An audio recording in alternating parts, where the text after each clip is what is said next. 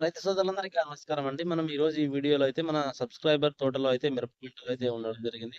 So, మనకి ఈ రైతుకొచ్చే ప్రధాన సమస్య అనేది బొబ్బర సమస్య అనేది అధికంగా ఉంది. సో, బొబ్బర సమస్య అలాగే మనకి కాండం కుళ్ళు సమస్య అనేది ఉంది. సో, మనకి ఈ పంట వచ్చి మీరు చూస్తున్నదొచ్చి దాదాపుగా ఇది 35 నెలల పంట. సో, మనకి ప్రధానంగా అయితే వర్షాలనేది అధికంగా పడుతున్నాయి కాబట్టి ఇప్పుడు మనకు ప్రధానంగా వచ్చే సమస్యలేంటంటే కాండం కుళ్ళు సమస్య, వేరుకుళ్ళు అలాగే మనకు ఈ కాండం దగ్గర బూజు రావడం, బూజు తెగులు దాంతో పాటు మనకు కొమ్మెండు తెగులు సమస్య కూడా అధికంగా రావడానికి ఆస్కారం ఉంటుంది. సో, మనకి ముందుగా వేసుకున్న వాళ్ళకైతే ప్రధానంగా బొబ్బెర సమస్య అనేది అధికంగా వస్తుంది. మీకు ఈ వీడియోలో కూడా చూపిస్తాను.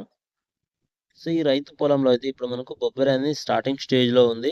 సో, మనకి ఇప్పుడు ఈ టైంలో అయితే బొబ్బెరకు సంబంధించిన దోమ సంబంధించిన మందులైతే వాడుకుంటే సమర్థవంతంగా అయితే కంట్రోల్ అయ్యే విధంగా అయితే మనం వాడుకోవాల్సి ఉంటుంది. సో, మనకు ఈ బొబ్బెర వ్యాప్తికి సంబంధించి మనం నెక్స్ట్ వీడియోలో అయితే అప్డేట్ ఇస్తాం. సో, ప్రతి ఒక్కరైతే ఈ షార్ట్ వీడియోని లైక్ చేయండి.